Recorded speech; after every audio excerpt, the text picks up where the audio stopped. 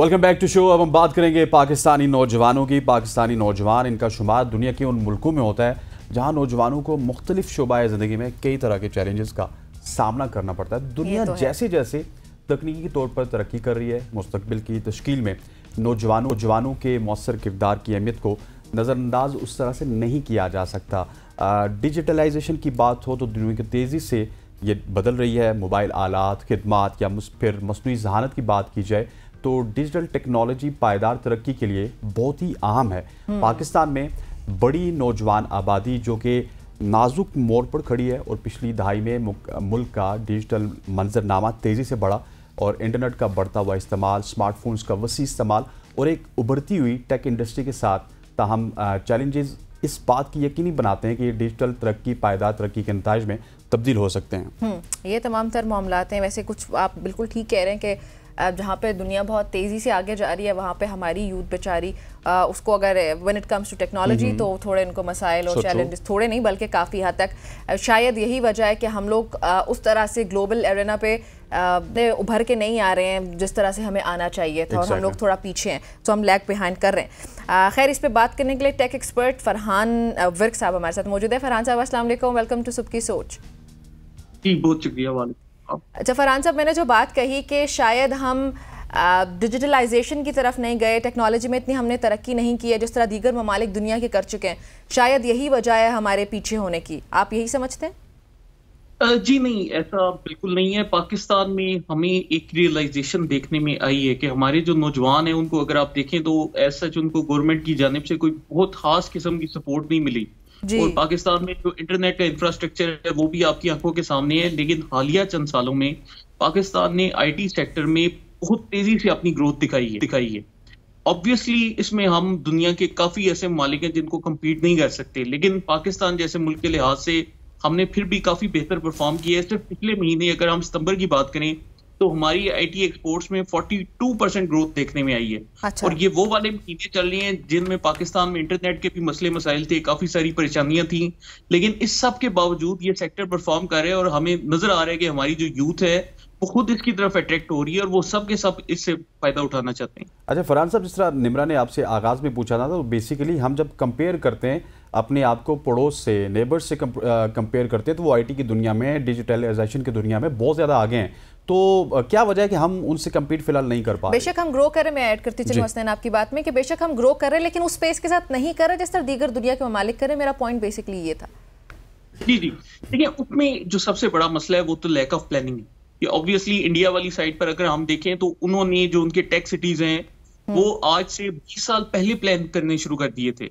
हमारे यहाँ मतलब अगर हम इसकी पाकिस्तान के केस में मिसाल देखें तो एक लाहौर में आईटी टावर है, वो एक हमें नजर आ रहा है और उसके बाद अब जाकर हमें एक नजर आ रहा है कि हालिया कुछ अरसे में नए आईटी पार्क्स और वो प्लान किए जा रहे हैं। लेकिन इंडिया की जो प्लानिंग थी वो हमसे काफी एडवांस थी। लेकिन अगर हम इसको वैसे देखें एक इंडिविजुअल पर्सपेक्टिव से तो पाकिस्तानी नौजवानों ने भी इस फील्ड को काफी तेजी से अडॉप्ट किया है। हमारी जो फर्म्स हैं उनका माशाल्लाह से दुनिया में एक नाम है, वो भी अच्छा काम कर रही हैं। लेकिन चूंकि इंडिया में एक गवर्नमेंट सपोर्ट का लेवल डिफरेंट है तो इस वजह से फिर हमें वो ममालिक थोड़े से आगे नजर आते हैं। लेकिन जिस स्पीड से पाकिस्तान के ऊपर भी अब एक अवेयरनेस फैल रही है, यहाँ पर नौजवान अब ऑनलाइन कोर्सेज कर रहे हैं, खुद ही सीख कर अपना काम करना शुरू हो चुके हैं, तो इंशाल्लाह यहाँ पर भी हालात तेजी से बेहतर होंगे। ठीक है। अच्छा फरहान, कुछ अल्फाज में प्लीज़ ये बयान कीजिएगा हमारी ऑडियंस के लिए कि डिजिटलाइजेशन होती क्या है और फिर अगर पाकिस्तान में डिजिटलाइजेशन हो जाती है तो क्या ये हमारी यूथ की किस्मत बदल सकता है? जी देखिए, डिजिटलाइजेशन का एक जो सादा सा मतलब है वो ये कि anything related to the internet infrastructure, ठीक है, तो वो आपकी डिजिटलाइजेशन है।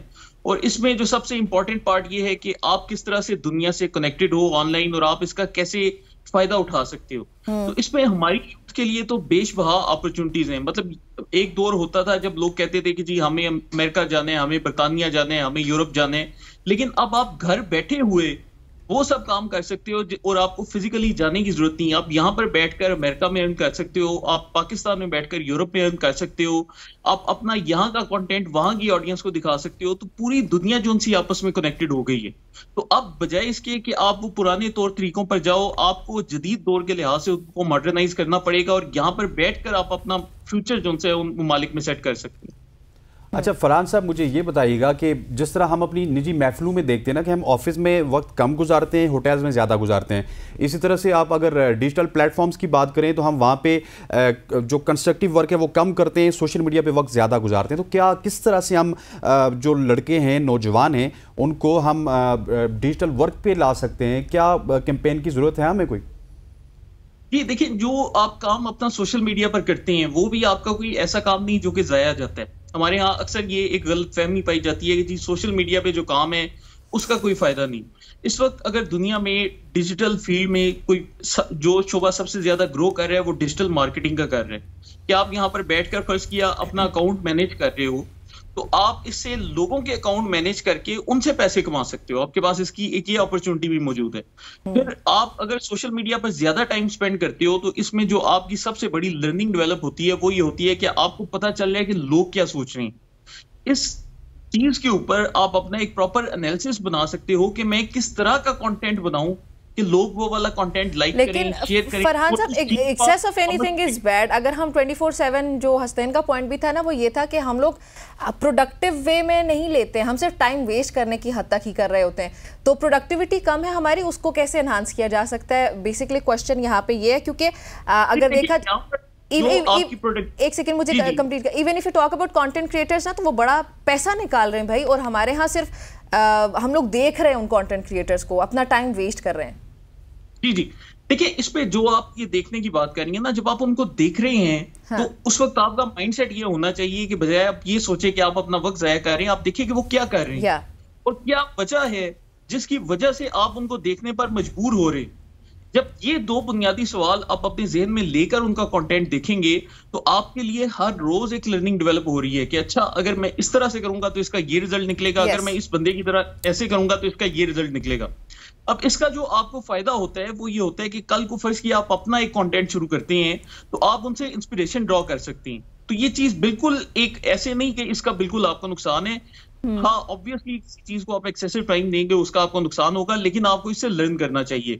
जहां तक इसको प्रोडक्ट बनाने का है, देखिए आजकल जहां पर सोशल मीडिया एप्स हैं उनके साथ साथ ऑनलाइन लर्निंग के बड़े प्लेटफॉर्म्स हैं, गूगल की अपनी वर्कशॉप्स हैं, यूट्यूब पर आपको कंटेंट मिल जाएगा। और एक ऐप में आपके इसी के थ्रू बताना चाहता हूं कि आप यूडेमी एक ऐप है जहां पर बैठकर आप कोर्सेज बाय भी कर सकते हैं, और ये जो कोर्सेज हैं बड़े सस्ते हैं। फरहान, ये फिर से UDEMY, यूडेमी, आप कोर्सेज बाय भी कर सकते हैं। और दुनिया का कोई भी फील्ड हो जाए, Facebook monetisation, influencer marketing, affiliate marketing, podcasting, drop shipping, e commerce, आप उन सब के लिए वहां पर कोर्सेज बाय करें। बड़े आसान कोर्सेज हैं, 800 से 900 रुपए का आपको एक अच्छा कोर्स मिल जाता है।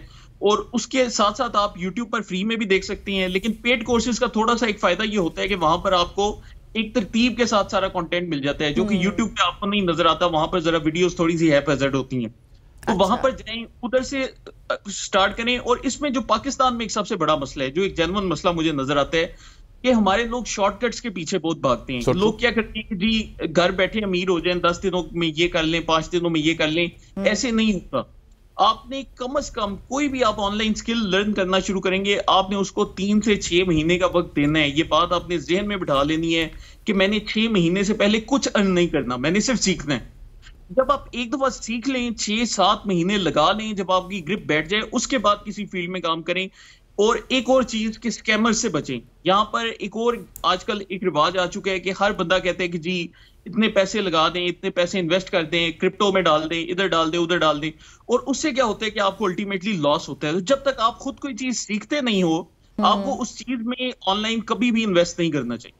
ठीक। अच्छा फरहान साहब, एक तो इस सवाल से भी थोड़ा सा मुझे जवाब दीजिएगा कि अब जिस तरह आपने कहा कि पैसे किस तरह जल्दी कमाए जा सकते हैं, इस तरह का भी कंटेंट बिकता है। बहुत सारे लोग कहते हैं जी कि हम इसी तरह का कंटेंट बनाएंगे। दूसरा, गूगल के हवाले से लास्टली हमें बताइएगा कि वो भी अपनी इन्वेस्टमेंट करना चाहता है पाकिस्तान के IT सेक्टर में, डिजिटलाइजेशन में, और गवर्नमेंट से उसने सपोर्ट मांगी है। ये कितना सिग्निफिकेंट है?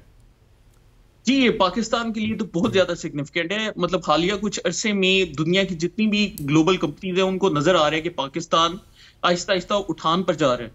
तो अब हमें नजर आ रहा है कि गूगल की जानिब से भी पाकिस्तान से राब्ता है। फिर हालिया कुछ अरसे में पेपाल की जानिब से भी रवाबित कायम किए गए, तो उनकी भी सर्विसेज यहाँ पर आ सकती हैं। उसके साथ साथ जितनी भी टेक कंपनीज हैं, उन सब का आप देखिए, गूगल का जो सबसे आपको सिग्निफिकेंट फायदा वो होता है वो ये कि दुनिया की जितनी भी टेक कंपनीज हैं और आईटी स्टार्टअप्स हैं वो गूगल की जानिब देखते हैं। तो अगर गूगल पाकिस्तान आ रहे हैं तो उसके बाद हमें नजर आ रहा है कि वो जितनी भी आईटी और टेक कंपनीज हैं वो भी पाकिस्तान का रुख करेंगी। और ऑब्वियसली इसमें जहां एक हुकूमत का एक फैक्टर है वहां पर उनको पाकिस्तानी नौजवानों का एक पोटेंशियल भी नजर आ रहा है जिसको अभी तक हार्नेस नहीं किया गया। तो इंशाल्लाह हमारा मुस्तकबिल इस हवाले से काफी रोशन है और इंशाल्लाह पाकिस्तान इस फील्ड में डिलीवर करेगा। ठीक हो गया। फरहान विर्क साहब आईटी एक्सपर्ट हमारे साथ मौजूद थे जो कि बता रहे थे कि ऐसे इकदाम करने चाहिए हस्टैन जिसकी वजह से हम लोग जो ये शोबा है कि जहाँ पे हमें डिजिटलाइजेशन की तरफ पूरी दुनिया जाती नजर आ रही है वहाँ हम भी ग्रो कर सकें। बिल्कुल ऐसे है। यहाँ पर वक्त हुआ चाहता है एक शॉर्ट सी कमर्शियल ब्रेक का। ब्रेक लेते हैं, वापस आते हैं, हमारे साथ रहिएगा।